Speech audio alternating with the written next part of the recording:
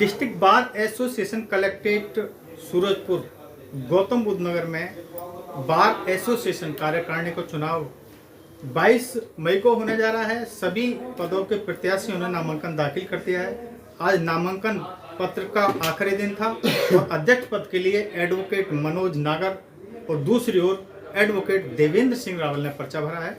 हमारे साथ मौजूद है खास बातचीत के लिए एडवोकेट देवेंद्र सिंह रावल।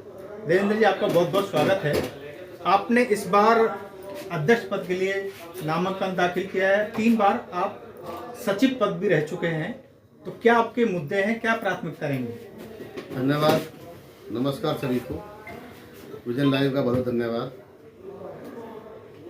ये बस सही है कि मैं 3 बार इस डिस्ट्रिक्ट बार एसोसिएशन के सचिव पद पर रहा हूँ, जिसमें 2 बार मैं चुनाव लड़कर रहा हूँ, 1 बार मुझे निर्विरोध बनाया गया है। पिछले 5 वर्ष से इस बार में चुनाव नहीं हुए और चुनाव ना होने के कारण बार के हित में जो कार्य होते हैं, जो अधिवक्ता हित में कार्य होते हैं, वो संभव नहीं हो पाए। और इसी का लाभ उठाते हुए जो बेंच हैं, जो कोर्ट्स हैं, जो हमारे यहाँ पर न्यायालय हैं, चाहे तहसील में है चाहे जिला स्तर पर न्यायालय है, इन न्यायालयों में भ्रष्टाचार अपने चरम पर पहुँच गया है। अधिकारी निरंकुश हो गए हैं, वो अपनी मनमानी करते हैं, जिससे वादकारियों का उत्पीड़न हो रहा है। उसके अलावा हमारे यहाँ पर अधिवक्ता बहुत साथी, मेरे साथी चैम्बर विहीन हैं, तो उनको चैम्बर दिलाने में प्राथमिकता होगी। पेयजल की व्यवस्था नहीं है, पेयजल की व्यवस्था करानी है।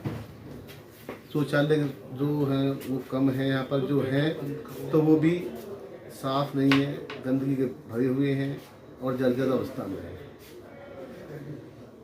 तो जो वादकारी आते हैं, उसके अलावा जो अधिवक्ता हैं, उनके लिए न बैठने की व्यवस्था है, न पीने की व्यवस्था है, न यहाँ पर कोई सुरक्षा की व्यवस्था है। तो ये तमाम जो समस्या है, इन सब का निदान करना मेरी प्राथमिकता रहेगी। सुरक्षा के लिए यहाँ पर CCTV कैमरे लगाना मेरी प्राथमिकता है। अधिवक्ताओं के वादकारियों के लिए यहाँ पर सीटिंग प्लान करना, पंखे की व्यवस्था करना, पेयजल की व्यवस्था करना, ये मेरी प्राथमिकता है। चुनाव आप जीतते हैं तो आपकी पहली प्राथमिकता क्या होगी? पहला काम क्या करेंगे? सबसे पहला काम, जो अदालतों में भ्रष्टाचार व्याप्त है, उस पर लगाम लगाई जाएगी, उसको समाप्त कराया जाएगा। ये सबसे मेरी प्राथमिकता रहेगी फर्स्ट। अच्छा, बात की जाती है सस्ता और सुलभ न्याय। दूसरी ओर हम बात करें यहाँ की गौतम बुद्ध नगर में जो सदर तहसील है, वो यहाँ से कई किलोमीटर दूर ग्राम डाढ़ा में स्थित है। वहाँ के लिए ना तो कोई परिवहन की सीधी सुविधा है, कैसे वादकारी जाए, कैसे अधिवक्ता जाए, क्या कुछ किया जाएगा इसमें? देखिए, इसमें ये बात बिल्कुल सही है कि जिला मुख्यालय पे ही तहसील होनी चाहिए, नज़दीक होनी चाहिए, ताकि जो है तहसील पर अंकुश लग सके। क्योंकि यहाँ से काफ़ी दूर है, 10-12 किलोमीटर दूरी पे तहसील स्थापित हुई है हमारी, और वो उस जिले की वजह से, उस तहसील की वजह से, जिले से दूरी होने की वजह से वादकारियों को बहुत दिक्कत होती है, अधिवक्ताओं की समस्या होती है। और यहाँ से सीधी व्यवस्था भी नहीं है, जिला मुख्यालय से तहसील के लिए कोई बस आदि व्यवस्था नहीं है। तो मेरी प्राथमिकता ये रहेगी कि चूँकि वहाँ आने जाने के लिए बस की व्यवस्था कराई जाए, ताकि लोग आसानी से आ सकें और जा सकें।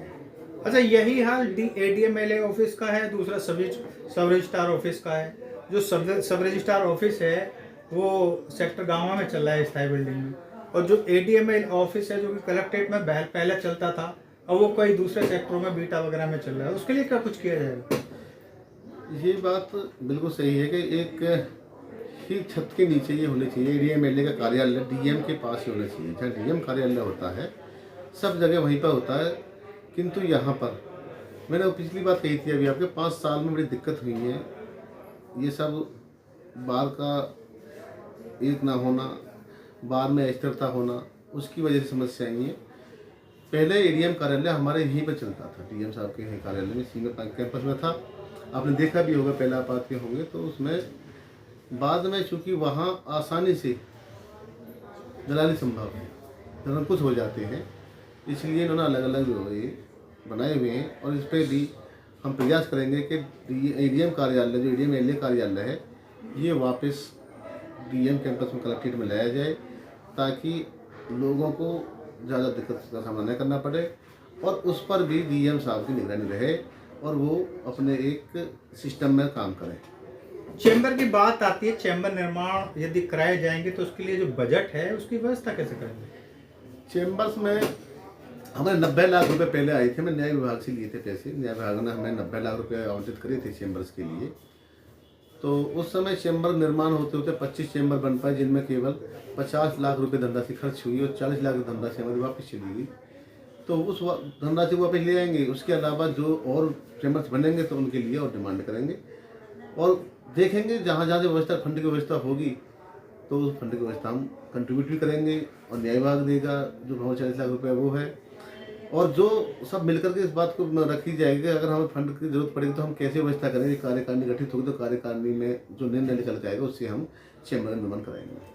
चुनाव का दौर है, अधिवक्ता साथियों से क्या अपील करना चाहेंगे हमारे चैनल के माध्यम से?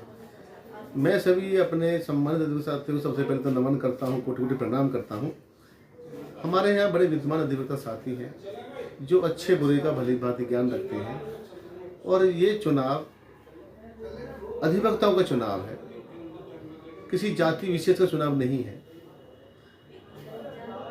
तो मेरा अधिवक्ताओं से केवल नम्र निवेदन ये है कि अगर उन्हें ये लगता है कि मैं उनकी अपेक्षा में खरा उतरूंगा, मैं उनके मान सम्मान को बचाऊंगा, मैं अगर ये लगता है कि मुझ में वो काबिलियत है कि जो जिम्मेवारी मुझे सौंपने जा रहे हैं और मैं उस जिम्मेवारी को पूर्णता से निर्वाह कर सकूं तो मुझे वोट करें, सपोर्ट करें। विजय लाइव से बात करने के लिए आपको बहुत बहुत धन्यवाद। धन्यवाद, आपको बहुत धन्यवाद। आपने हमें समय दिया उसके लिए आपको बहुत बहुत धन्यवाद। तो ये थे बार अध्यक्ष पद के प्रत्याशी देवेंद्र सिंह रावल एडवोकेट। इनका ये साफ दावा है कि बार हित में और अधिवक्ता हित में ये हर कार्यों को करेंगे, चाहे वो लाइब्रेरी का मामला हो, चाहे वो और पार्किंग की व्यवस्था हो, सुरक्षा की व्यवस्था हो, और इसके साथ में जो भी बार हित में निर्णय लिए जाने होंगे वो निर्णय लेंगे।